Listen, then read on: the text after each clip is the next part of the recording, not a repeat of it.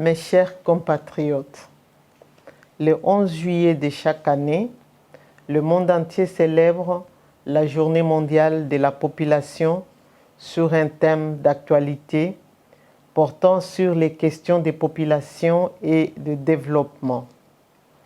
Depuis 1990, l'Assemblée générale des Nations unies avait décidé de pérenniser cette journée en souvenir du 11 juillet 1987, année durant laquelle la population mondiale a franchi le cap de 5 milliards d'habitants.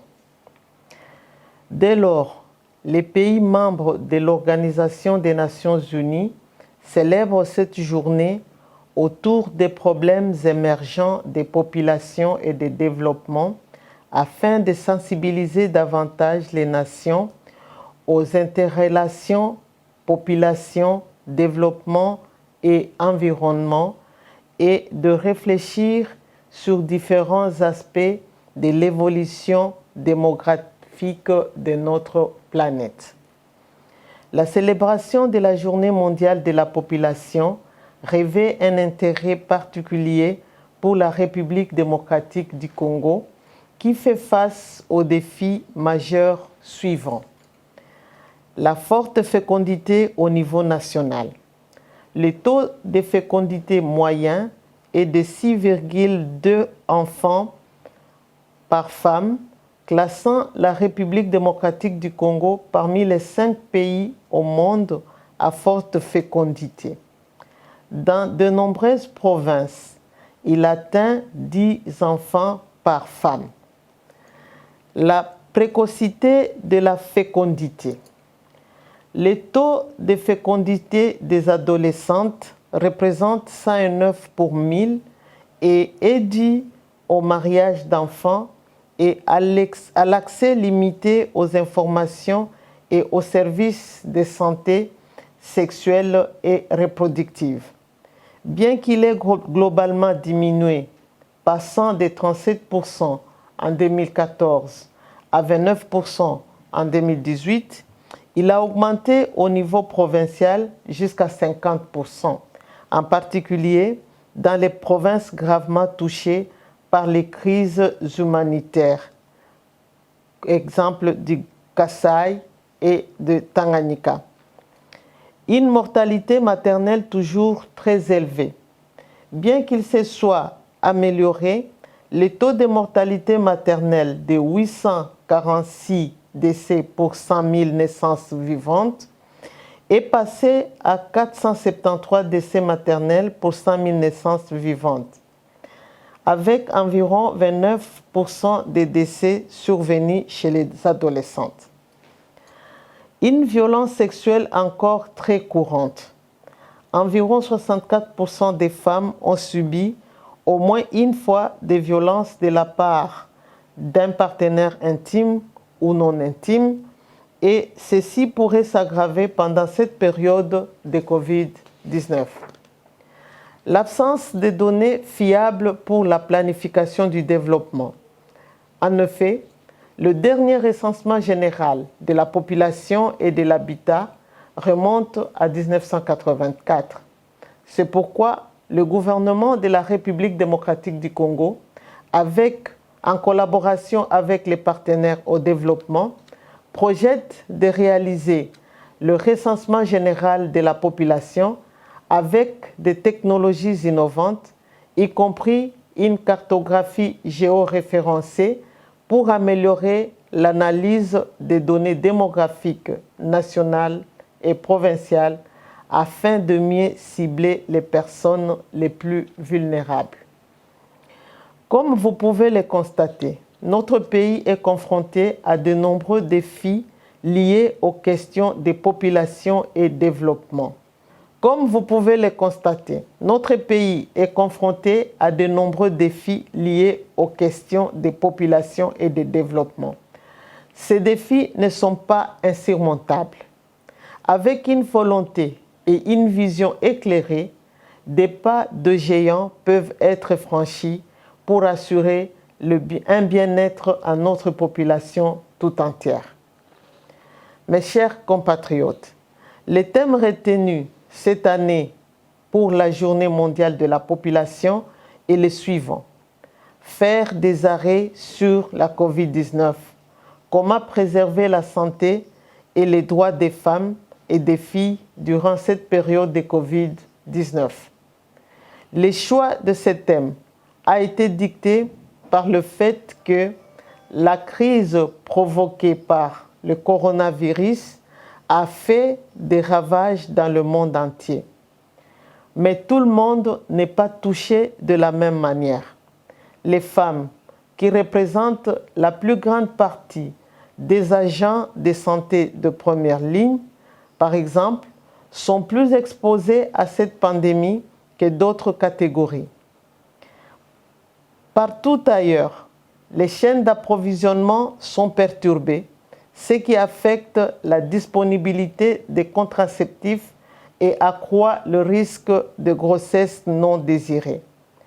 Alors que les pays sont bloqués et que les systèmes de santé ont du mal à faire face à cette nouvelle donne, les services de santé sexuelle et reproductive sont mis à l'écart et la violence sexuelle est basée sur le genre est en pleine progression. Les recherches récentes du Fonds des Nations Unies pour la population révèlent que si la tendance actuelle se poursuit pendant 6 mois avec des perturbations majeures des services de santé, 47 millions de femmes dans les pays à revenus faibles ou intermédiaires pourraient ne pas être en mesure d'accéder à des contraceptifs modernes, entraînant 7 millions de grossesses non désirées. On peut également s'attendre à 31 millions de cas supplémentaires de violences sexuelles. La pandémie qui frappe particulièrement et durement les communautés marginalisées aggrave les inégalités et menace d'annihiler nos efforts de ne laisser personne de côté. En République démocratique du Congo, la réponse à la COVID-19 déterminera à quelle vitesse nous allons nous rétablir et savoir si nous atteindrons ou non les objectifs du développement durable, ODD en sigle, à l'horizon 2030. Le premier examen national volontaire des objectifs du développement durable, élaboré récemment par la République démocratique du Congo, montre que beaucoup d'efforts restent à faire et que notre pays doit accélérer le rythme de leur mise en œuvre si nous voulons atteindre les objectifs de l'agenda 2030. De ce fait, il est indispensable de renforcer notre engagement en faveur de la réalisation de l'ensemble du programme d'action de la Conférence internationale sur la population et le développement. Mes chers compatriotes, avec son économie extravertie, tributaire du secteur minier et fortement dépendante des intrants et des produits de première nécessité importés, la République démocratique du Congo devrait voir sa croissance baisser sensiblement et ses comptes macroéconomiques se détériorer en profondeur durant l'année 2020 si une riposte d'envergure n'est pas envisagée. Face à ces défis et à l'instar de 192 pays du monde touchés actuellement par la pandémie de COVID-19, la République démocratique du Congo se trouve de ce fait confrontée aux difficultés d'ordre sanitaire qui aggravent celles d'ordre économique et social.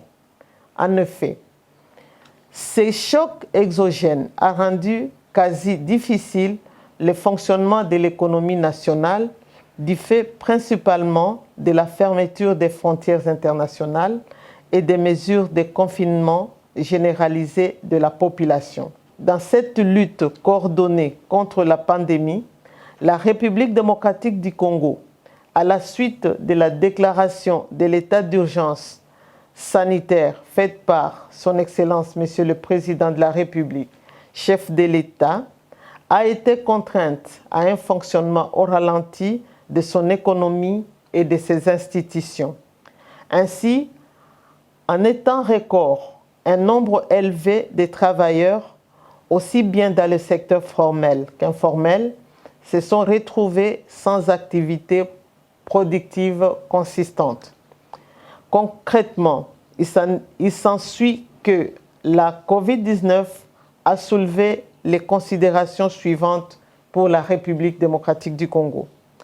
La pandémie exacerbe les défis, rend le déploiement de l'assistance encore plus difficile et souligne la problématique de la gestion des catastrophes et de l'aménagement du territoire pour les autorités.